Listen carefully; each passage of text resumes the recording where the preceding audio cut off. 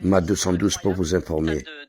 En un temps record, le Maroc a bâti et rénové ses stades comme on érige des symboles, avec la vitesse du progrès et la force d'une nation tournée vers l'avenir. Allah al-Watan al-Malik. Qui a été positionné, qui a été refait, on en discutait avec Hamza tout à l'heure, qui a été refait en un temps record sur les dernières années. Donc on voit l'investissement du Maroc dans ses infrastructures. On avait vu il y a quelques mois, on avait même visité le centre d'entraînement de la sélection marocaine qui est ultra moderne et qui est même aussi mieux que Clairefontaine. Clairefontaine à côté, c'est un terrain vague. C'est la vérité, c'est impressionnant. Et donc c'est impressionnant à voir ces infrastructures. Donc il y aura 4 stades à Rabat dans un périmètre assez proche dans le centre. Donc là, tu étais dans le stade qui a été inauguré où le Maroc a joué le match de la qualif face au Niger. Face au Niger où ils ont remporté ce match 5-0. Et qui accueillera match d'ouverture et finale de la CAN et qui accueillera beaucoup de matchs pendant cette compétition.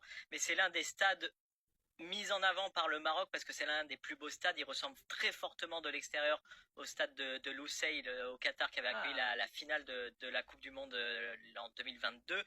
Mais à l'intérieur, il ressemble très fortement, j'ai comparé, parce que j'ai pu faire ces stades, à Al Bayt, le stade qui était tout au nord de Doha au Qatar et qui sont des stades magnifiques de vestiaires, par exemple, dans ce stade pour accueillir l'ensemble des joueurs dans ça sert à quoi, quel vestiaire? Ça permet d'avoir des espaces plus grands, Gilbert, de bien se préparer, d'avoir des terrains intérieurs aussi pour bien se préparer. T'as l'impression que les Marocains, ils veulent tout faire plus grand que les autres, en fait, là. Oui, et il faut dire aussi que Rabat, quand on voit Rabat, qui est la capitale, tout est prêt déjà. Hôtellerie, c'est aussi important à 3 mois d'une compétition. Aussi un élément important, c'est que le Maroc, j'ai pu discuter avec des gens de la FIFA, qui a un bureau de la FIFA installé à Rabat, ce qui est très rare.